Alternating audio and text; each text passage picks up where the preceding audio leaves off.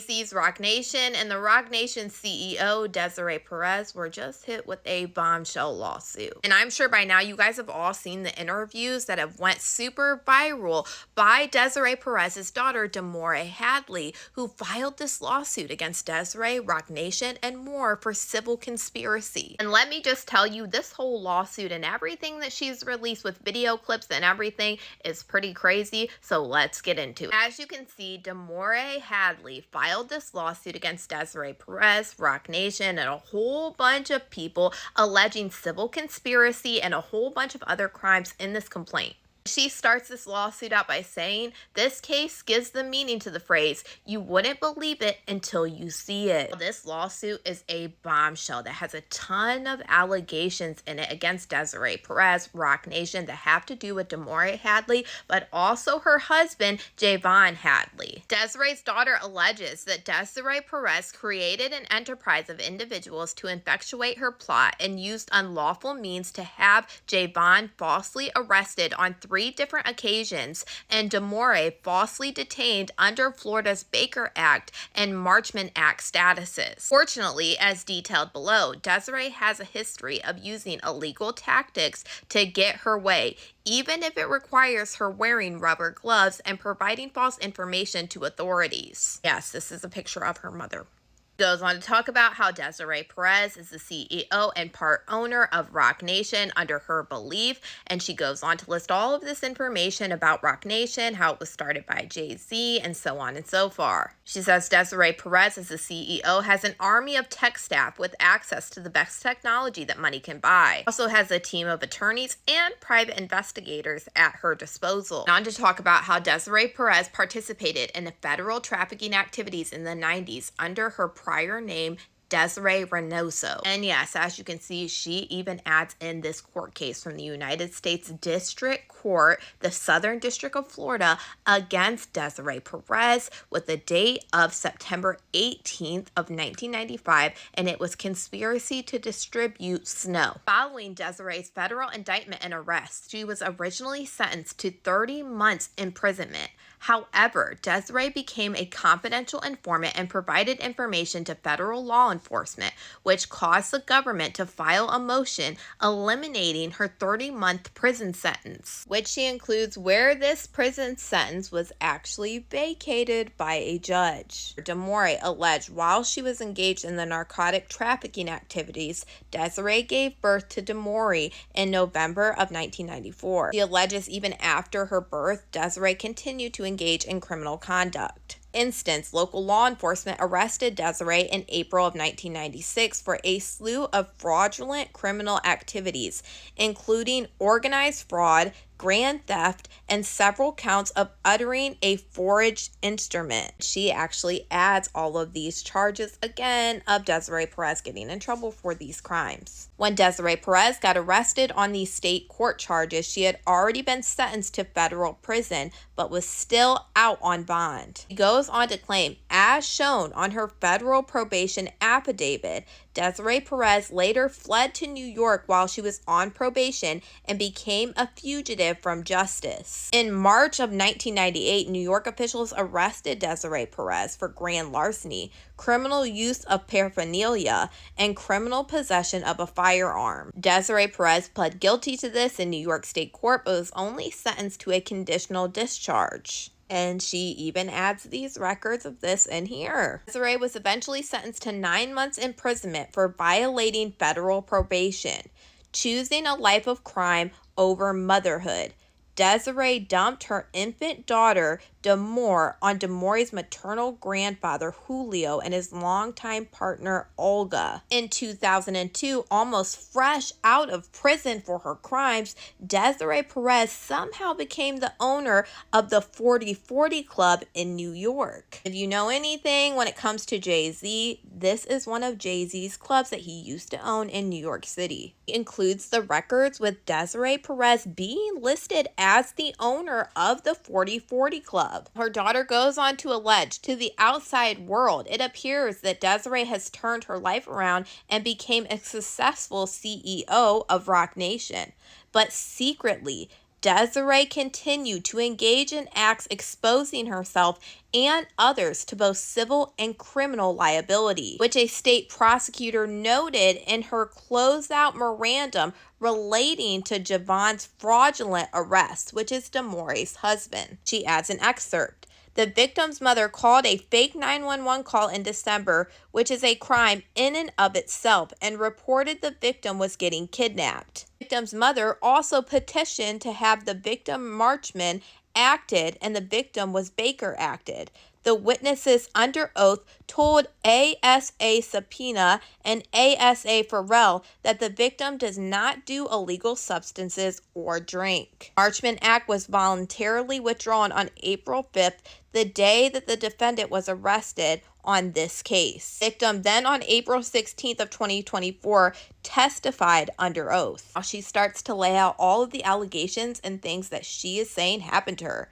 As related to this lawsuit, Desiree conspired with others to illegally record the Hadleys in their bedroom, hack Demoree's iPhone, and unlawfully detain Hadleys on several occasions, which included false evidence against them. Candidly, it is difficult to imagine that a mother would do the acts listed below to her own child, but the screenshots included in this complaint prove otherwise. Desiree Perez's daughter alleges in this lawsuit that Desiree Perez unlawfully wiretapped Demoree and Javon's bedroom. Desiree, at an unknown time, conspired with others to plant a camera into the Hadleys' bedroom without their knowledge. It existed since at least July 18th of 2022. Desiree literally admitted this fact in a frivolous lawsuit she filed against Javon. In her complaint, Desiree even included a snapshot from the illegal recording device that was in the Hadleys' bedroom. In addition to the illegal camera, Desiree also planted a listening device pictured below inside of their bedroom. Unbeknown to the Hadleys, Desiree Perez kept both recording devices in their bedroom for years, which is clearly illegal. Prosecutor in Javon's frivolous criminal battery case, which Desiree facilitated, even recognized the illegal act of recording the Hadleys in their bedroom. He even includes the judge's motion on this. There is an audio recording of the September 11th, 2023 incident.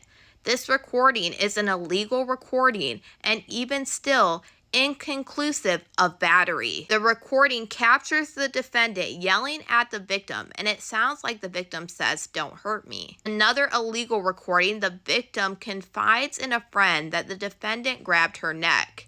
This would not explain the redness on the cheek, and it is not fully consistent with what the witness saw when they walked in. However, the victim's conversation with her friend is also part of an illegal recording and is further hearsay. Demoree goes on to allege that Desiree Perez illegally hacked Demoree's iCloud account. Desiree also hacked or directed her highly trained technical staff at Roc Nation to hack Demoree's iCloud account, giving Desiree unfettered access to Demoree's digital data, including her text messages, photographs, and videos. Demoree alleges that she has witnessed her mother direct her tech team at Roc Nation to infiltrate other people's digital data, including an instance where Desiree wanted to determine how a chart-topping artist's upcoming movie got leaked. Demoree first realized that her mother hacked her iPhone on March 1st of 2024. On that day, her husband and her friend called Demoree after noticing that her cell phone and her Apple Watch were pinging in New York. Demoree's Apple Watch showed its location was at 538 West 26th Street in New York. When Demoree then went and checked her iCloud account on her phone, which she had in her hand in Miami, it showed an iPhone 2 on her account that was pinging to Roc Nation's headquarters in New York. She also adds the picture of her iCloud account with this iPhone 2 that was coming back to 538 West 26th Street, New York, New York. She said, surprisingly, Desiree's office at Roc Nation is located at 540 West 26th Street, New York, New York, and she adds this information with Roc Nation. She says the Google Maps show that 538 West 26th Street, the location appearing on Demoree's iCloud account, and 540 West 26th Street, which is Roc Nation headquarters, are literally a part of the same building in New York. Demoree believes that the iPhone 2 device that was in her iCloud account, which was placed at location of Roc Nation in New York, was a device cloned by her mother's team. She alleges in her mother's frivolous lawsuit that she filed against her husband, she somewhat admitted to hacking Demoree's phone. Desiree filed screenshots of text messages between Demoree and Javon, but failed to adequately explain how she acquired them in this lawsuit. The prosecutor in Demoree's husband's case even noted the oddity of Desiree's ability to provide private conversations between Demoree and Javon that dated back to 2017. And she even adds an excerpt from this case. The victim is very concerned about the conduct of her family. The victim found a tracker in her luggage and believes that she was followed to the SAO when she came in for a pre-file statement. Victim came into the SAO. An attorney for the witness also appeared and inquired about the receptionist as to the whereabouts of the victim. The victim claims her family has hacked her iCloud account and accessed her private data and information. Victim's mother provided the state with a Google Drive of evidence which contained private conversations that the victim had with the defendant during as far back as 2017. Demoree goes on to say, as explained below, Desiree Perez used illegal bedroom recordings, stolen iPhone data, and other means during her conspiracy to fraudulently convince people that Demoree needed to be unlawfully committed to a mental health institution and a drug rehab facility. Under Florida's Baker Act and Marchman Act statuses, she used the same information to get Javon falsely arrested. Desiree Perez threatened to Baker Act her. It alleges that Desiree's first time threatening to commit her wrongfully to a mental health institution occurred on September 14th of 2023. Demoree states that on that day, Desiree lured her to her home in Pinecrest, Florida, under false pretenses that Demoree's uncle needed to be taken to the hospital, which was untrue. Demoree rushed to her mother's home and was confronted by her mother for an intervention. As seen below in the snippet from the police report, Desiree admitted to having an intervention for Demoree and that she had hired a counselor named Victoria Hunter. You can see she puts in a snippet of this interaction with the police. It says contact was then made with Miss Desiree Perez and it involved another, who advised that she is the mother of Miss Lopez. Miss Perez advised that she brought a counselor over named Miss Victoria Hunter, involved another, with the family to have an intervention for her daughter, Miss Lopez. This is Demoree's name before she ended up getting married to her now husband, Hadley. Though Desiree told officers that Victoria Hunter is a therapist, Miss Hunter has never been a licensed therapist in Florida. Desiree convinced Miss Hunter to lie to the police and falsely claim that she was a therapist. Demoree claims that she was not interested in her mother's intervention and demanded to leave. However, Desiree prevented Demoree from leaving by confiscating her dog. She then goes on to allege that she attempted to climb over her mother's security fence. Desiree pulled Demoree back and stated, "I'm going to Baker Act you if you stay with that N-word. I will have you committed," talking about her now husband. Demoree called 911 and requested police assistance. Desiree flaunted her power as the CEO of Roc Nation and claimed that she had Pinecrest police in her pocket. Demoree then goes on to allege that Pinecrest police officers arrived on the scene and eventually forced Desiree to allow her daughter to leave, but due to her influence, the officers did not press charges against Desiree Perez for false imprisonment. Same day, Desiree showed up at Demoree's grandfather's home where the Hadleys were residing. Desiree confronted Demoree's husband, Javon, and told him, "I know everything that happens with you and Demoree. If you stay with her, you're going to get yourself offed." Demoree claims based off her mother's threats, they moved out of her grandfather's home on October 1st of 2023 and into a home located in Homestead, Florida. In response, Desiree Perez allegedly rented the house directly across the street from them in the Homestead, pointed a camera towards their home, and ordered private investigators, many whom were unlicensed, to stalk and harass them. Investigators who stayed across from the Hadleys worked for CTS Research in New York City. They followed them 24 hours a day, 7 days a week. Sorry, this part is crazy because if you know anything about Jay-Z and Roc Nation and how they all work, they have worked with private investigators for a long time, and this is some of the things that I have deep dived. Demoree goes on to allege many times the CTS investigators followed them into unsafe distances in their cars, causing them to fear for their safety while they were driving.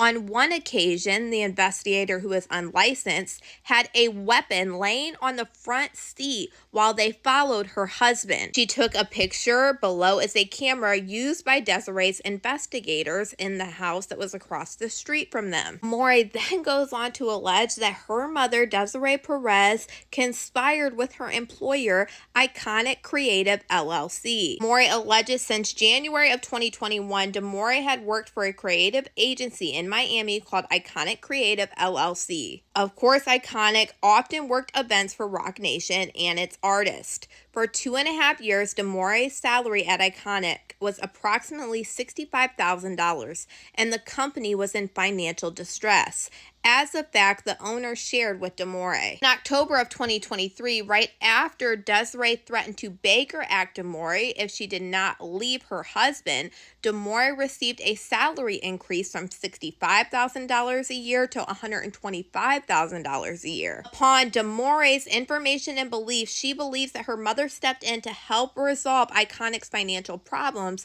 with strings attached, meaning to control Demoree. Demoree claimed at the time she was ecstatic about her pay increase, of course, but little did she know what was to come. Suddenly, Iconic began asking her to stay late and work longer hours and to travel frequently. She claimed that some of these demands made sense at the time because of the pay increase. Demoree did not realize that a nefarious plot was on the way. December 12th of 2023, a woman named Elizabeth, or Liz, and Benny, the owners of Iconic, texted Demoree stating that she was required to attend a meeting with the Nike Academy the following day. And she added these text messages.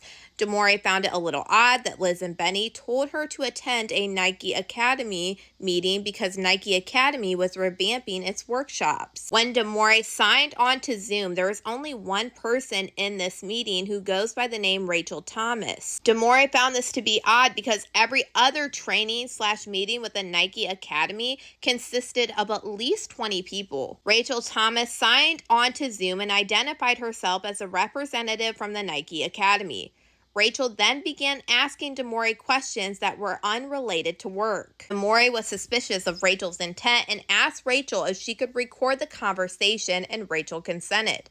Demoree recorded this conversation and took a screenshot of Rachel during this time. Rachel then proceeded to give Demoree a psychological evaluation without her approval or consent. Upon information and belief, she believes that her mother conspired with Liz and Benny, the owners of Iconic, to have Demoree undergo a mental health evaluation with Rachel. Days after that interaction happened, Demoree received a fake link showing Rachel's false affiliation with the Nike Academy. Demoree claims upon her information and belief that Desiree and or Liz or Benny from her work asked someone to create a fraudulent website. Website was later deleted after Liz and Benny realized that Demoree was becoming suspicious of this activity. Liz and Benny required Demoree to attend 2 training sessions with Rachel Thomas. The last one occurred right before Christmas. At the same time, Demoree did not know Rachel's true identity. In reality, Rachel Thomas was really a woman named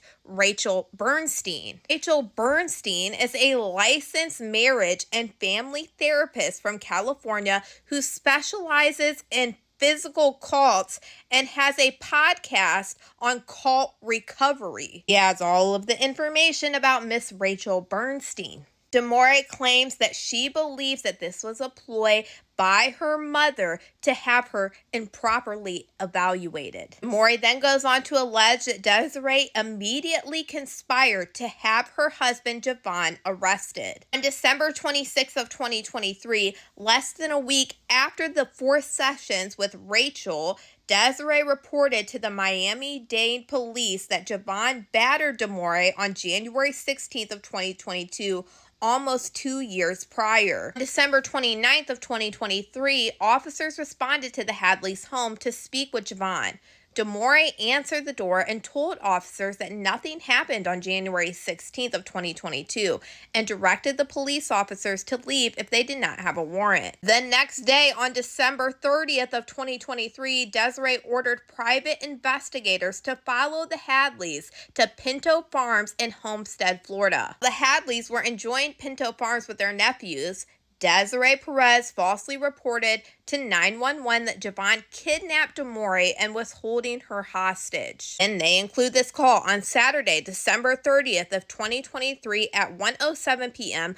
I was dispatched in emergency mode to Pinto Farms location at this location in reference to a female being forced into a Dodge Charger with a Florida tag of this, called in by an anonymous complainant. Upon arrival, the vehicle was located unoccupied in the parking lot of Pinto Farm. Units were then approached by a male who identified himself as Jeff Brown, a private investigator. He stated that the man that exited that vehicle is wanted in a domestic crimes case. And she included a picture of this time, this day, and since this lawsuit was filed, she has also released video footage of this incident happening. And shout out to Jaguar Wright for being the one to have this interview with Demoree. If you haven't seen it, everybody please go watch it. But this is the incident where she is claiming that her husband ended up getting falsely arrested.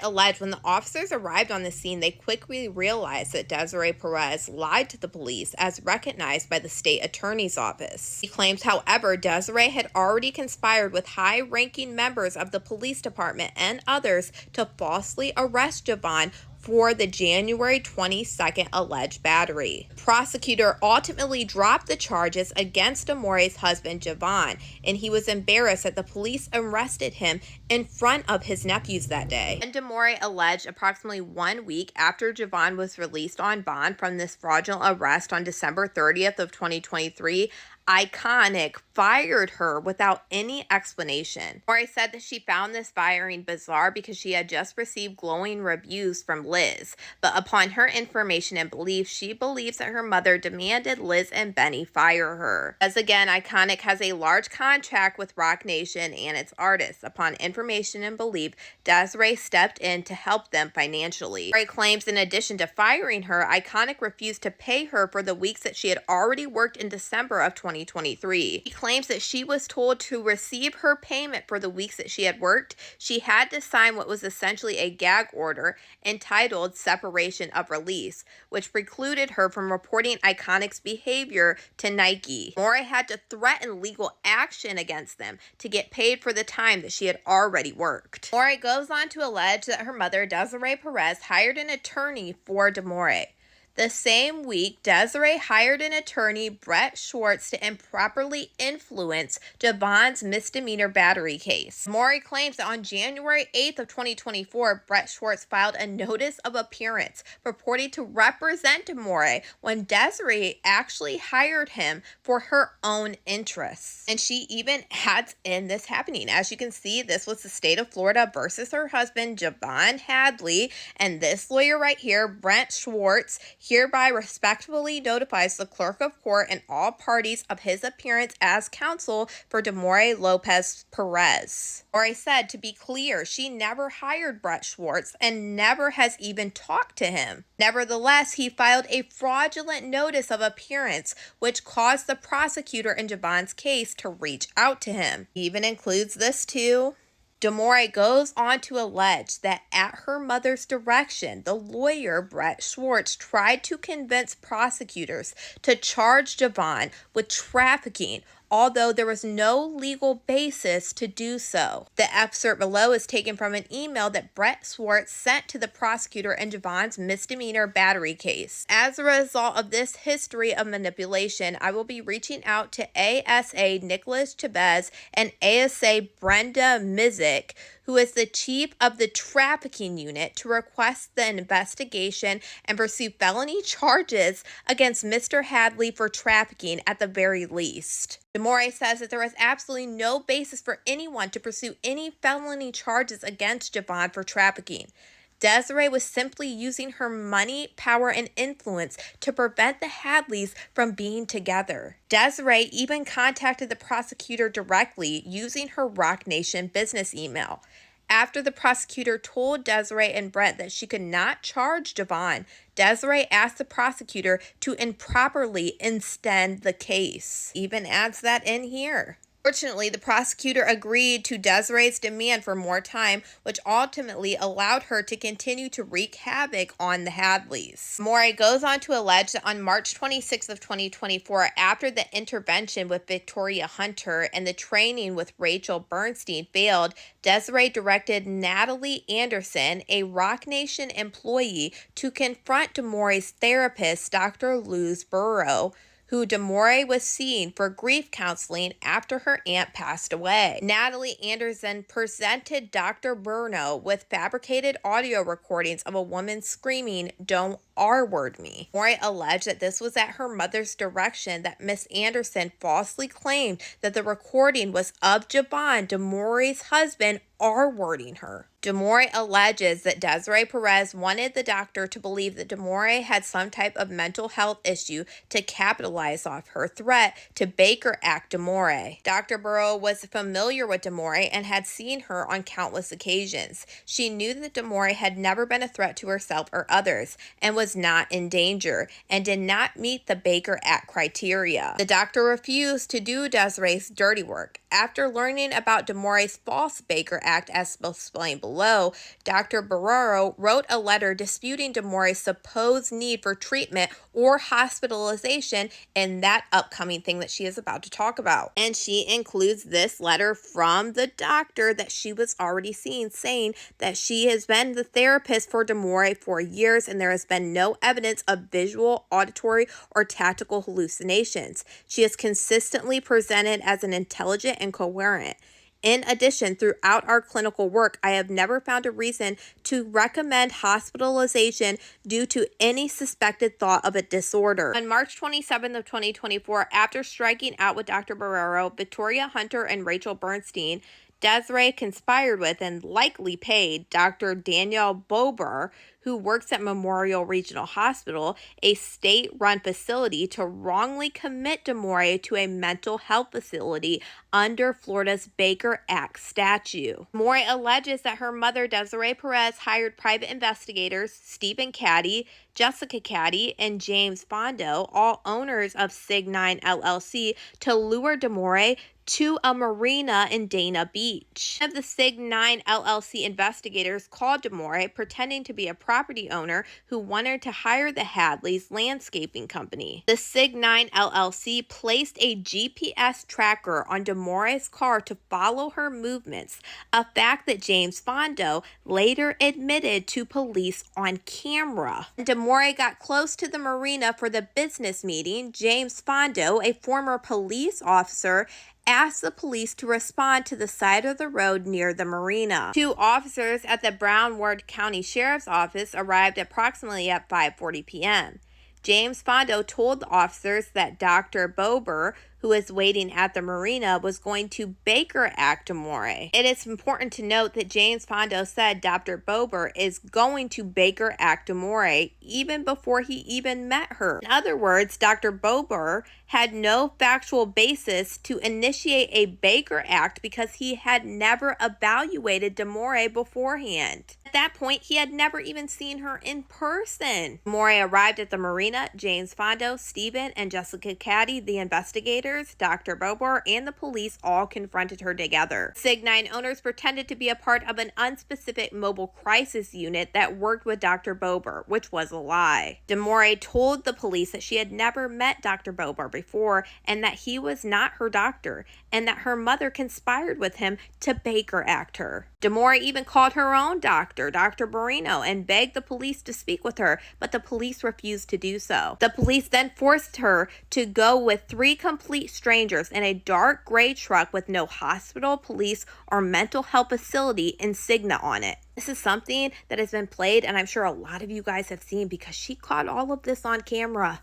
Prevent me from making a wrong. The incident started on March 27th of last year. So legally, I can't go home. No. Why? Body camera video shows Broward Sheriff's deputies met on the side of the road in Dania Beach. Hello. How's it going? By this man. I'm waiting for a car to go by. There's a girl driving it.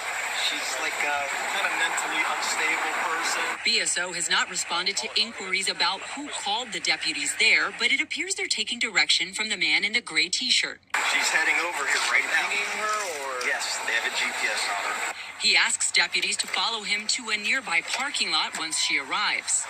I have a doctor, Dr. Bober from Hollywood Memorial Hospital, who's over there right now waiting for her to show up. He's going to Baker Act. And when I showed up, it obviously was not an estimate. Demoree Hadley says she was lured to that parking lot by someone posing as a potential client for the landscaping company she runs with her then boyfriend, now husband. But according to her lawsuit, when she showed up, she was approached by several people. We're going to take her. Including Dr. Daniel Bober, the chief of psychiatry at Memorial Regional Hospital, who also runs a private practice and has been featured as a mental health expert on media outlets, including NBC6. I already knew I had intuition. Something is not right here. Deputies also had questions for those present, at least at first. Who are you guys? So we're a mobile crisis team working with Dr. Bober from Hollywood Memorial Hospital. Okay. Memorial Healthcare tells us there is no mobile crisis team affiliated with the hospital, and Dr. Bober did not respond to our inquiry. We found the people seen here, James Fondo and Stephen and Jessica Cady, are actually owners of Sig9, a private security company. The men, both former high-ranking BSO officers, according to their bios. Am I being detained? For now, you're being detained.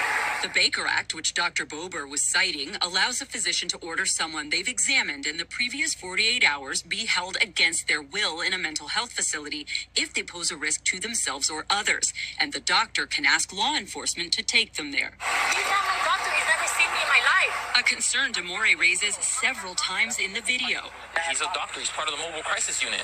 I've never spoken to him. I don't care. And she also says he never examined her. On the Baker Act paperwork, Dr. Bober certified he did that exam at 5:56 p.m. that day. The same time, video shows them all still in that parking lot. He diagnosed her with an unspecified psychosis, adding she was a risk to herself. Police never even identified the individuals on the scene to confirm that they belonged to a mobile crisis unit. They just took the word of these 3 fraudsters in a gray pickup truck trying to commit her under the Baker Act. Dr. Bober, who was on the scene, who was claiming that he was going to be the one to Baker Act Demoree, even though he wasn't Demoree's doctor, even wrote an intake form that he personally examined her on March 27th of 2024 at 5:56 p.m. And like I said, here is that letter that he did with Demoree's name at 5:56 p.m. and unspecified psychosis. But his statement is bogus because at 5:56 p.m., the police video footage shows Dr. Bober leaning against a truck parked in the marina talking to the police during this situation, which makes it doubtful that any doctor has ever conducted a legitimate psychological evaluation under such circumstances. Dr. Bober's license to practice medicine should be terminated. When Demoree arrived at Memorial Hospital on March 27th of 2024, the first doctor who examined her at 6:21 p.m. noted that she was alert, oriented person at the place and time, and that her behavior was normal. She includes that in there as well. Nurses also noted that Demoree was cooperative and accused Dr. Bober of colluding with her mother, which is consistent with the footage of the police footage in this case. And she includes this, where she was saying, "My mom knows Dr. Bober and wanted me in here because she does not like my boyfriend. I was tricked into coming here. I was led to believe that I was meeting someone at a house house for business and the PD were waiting for me. Demoree alleges reading between the lines, the hospital staff was clearly concerned about Dr. Bober's decision to detain Demoree for involuntary examination and documented her side of the story. Nevertheless, Dr. Bober falsely reported that Demoree required intensive, comprehensive treatment, including a 24-hour medical supervision, which is something that none of his colleagues at the hospital noted. Dr. Bober even directed staff to medicate Demoree with Benadryl, and she includes this also. In the screenshot above, Dr. Bober wrote, "If the patient refuses PO, give IM," which essentially means if Demoree refused Benadryl, then force it upon her through an injection. Demoree then claimed that Dr. Bober wrote false information in his report to keep Demoree detained and Desiree happy. Dr. Bober even admitted to speaking with Desiree on the police footage that she has. Another important instance that she wants to report in this lawsuit: while at the hospital, Demoree was tested for illegal substances on March 27th of 2024, which all came back negative. Nevertheless, Dr. Bober conspired with her mother to commit Demoree to Life Skills in South Florida Outpatient LLC, which is a drug treatment facility where he is the medical director. She makes sure she puts that in there as well. March 29th of 2024, despite Demoree's normal behavior and a negative drug test, Desiree filed emergency petition under Florida's Marchment Act, claiming that Demoree suffered from drug and alcohol abuse, something that both her and Dr. Bober knew was untrue. And this is when they requested for Demoree to be transferred from the Memorial Hospital to Life Skills. And yes, she has this petition in here as well. Even more disturbing, Desiree Perez also moved for guardianship over Demoree on March 29th of 2024, claiming that her 30-year-old highly educated daughter, who never touched an illegal substance in her life, was incapacitated. Hence, she tried to put her in a conservatorship. And as you can see, she also adds the petition to determine incapacity. Filed by Desiree Perez because she believed that her daughter, Demoree Lopez, to be incapacitated. Demoree then goes on to allege that her mother, Desiree Perez, listed people who she supposedly asked for illegal substances. Demoree said that this was all untrue, and she still has the text messages with some of these people that show that she never asked for illegal substances. Demoree was then transferred to Life Skills on March 30th of 2024. Demoree says that she repeatedly asked to be examined by someone other than Dr. Bober, but initially it was refused. But finally, unbiased professionals began to realize that Demoree did not belong there. The staff wrote that Demoree was not delusional, her speech was normal, she had no hallucinations, and her thought process was intact. Nevertheless, Life Skills required Demoree to undergo treatment for an addiction that she did not have. Demoree begged to take a hair follicle test, and eventually a worker at Life Skills acquired it on April 3rd of 2024. Not to Demoree's surprise, she passed the hair follicle test, which detects illegal substances up to 90 days prior at minimum to show if you have these illegal substances in your system, which she had none. And she also included that as well. Husband Javon had a second fraudulent arrest when she was illegally detained at Life Skills. On April 5th of 2024, while Demoree was at Life Skills, Desiree conspired with others and government officials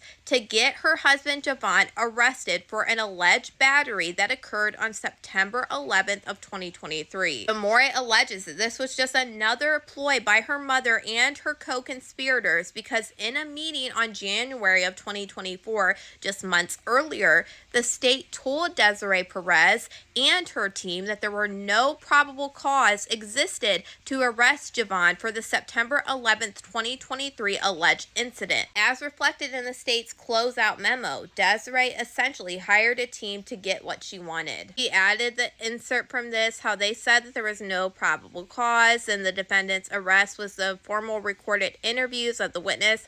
However, those witnesses have submitted affidavits and previously spoken to the state to provide their testimony related to this incident. Recorded interviews did not change the fact that the witness never saw the battery and provided the same information to the state. Despite him frivolously being arrested, as recognized by the state, Javon was initially ordered to stay away from Demoree. Desiree capitalized on Javon's wrongful arrest and was not finished terrorizing the Hadleys. On April 8th of 2024, as Demoree was just about to be released from life skills, Desiree conspired with others to get Javon falsely arrested again for allegedly violating the stay-away order related to the April 5th, 2024 fraud arrest. And this was another bogus event captured on body cams. That day, Javon responded to his home to feed his cat. Demoree was still in custody under the Fraudulent Marchment Act petition, but was set to be released later that day. Desiree's private investigators who were allegedly monitoring Javon contacted the police and told them that Javon was at the house. Police footage captured officers speaking with their supervisor about this case. The officer admitted the higher-ups directed them to arrest Javon. This nefarious act was also addressed in the state's closeout memo. The memo says this arrest was prompted by a private investigator hired to follow the defendant. The private investigator contacted MDPD sergeant to report the defendant at the residence, which was under surveillance. This violation is not based on any contact with the victim and was quite frankly discovered through questionable means. When the arresting officers arrived on the scene, they had no idea why they were there.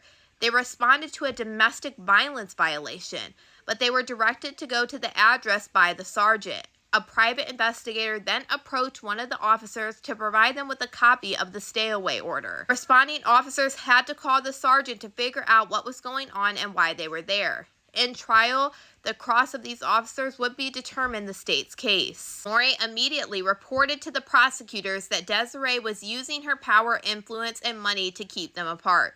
The state asked Demoree to give a sworn statement in their office on April 26 of 2024. Waiting for the prosecutor, Demoree saw Laura Gatz, an attorney who supposedly represented the witness in Javon's case, walk in and speak with the receptionist. She believes that Laura Gatz was hired by her mother, Desiree Perez. Laura Gatz asked the representatives, "Have Demoree Lopez arrived yet? She is supposed to be meeting with the ASA at 9 a.m. Laura Gatz did not see Demoree sitting there. The receptionist asked Laura Gatz who she was. Laura Gatz identified herself as Demoree's attorney and the witness. The receptionist told Laura Gatz that Demoree was inside the waiting room and asked her if she wanted to sit with her client.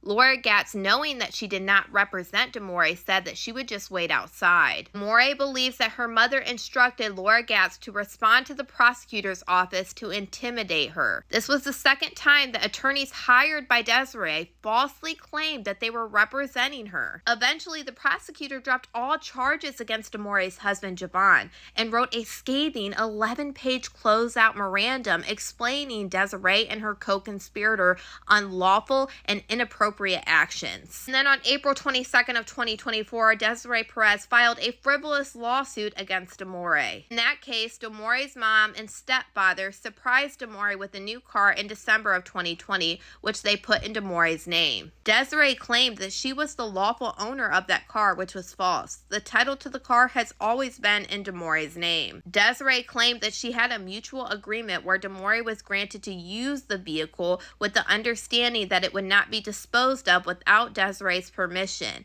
This too was fake. Desiree claimed that Demoree's wrongful assertive control over the vehicle was causing harm to Desiree. A brief reading of the lawsuit shows how low Desiree will stoop to get what she wants.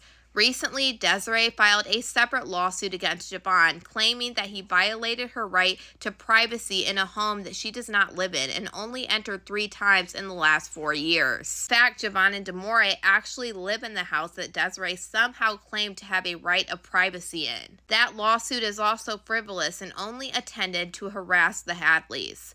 Demoree and Javon have spent a large amount of money on lawyers to escape her unlawful detention and lost out on countless job opportunities. They have suffered economic and non-economic damages from Desiree's acts and others, including lost wages, emotional distress, and pain and suffering. Out of these things is what they are suing for on top of RICO, like I said. When I tell you this is a very long lawsuit that has a lot of damning receipts, I was not playing. But we now know that Demoree is gagged after she has spoken out so publicly, so she can no longer talk to the public about this incident, after she was releasing all of the body cam footages, photos, and more. Civil cases usually do take a while, but I will keep my eye out for any updates on this case because it is a huge one.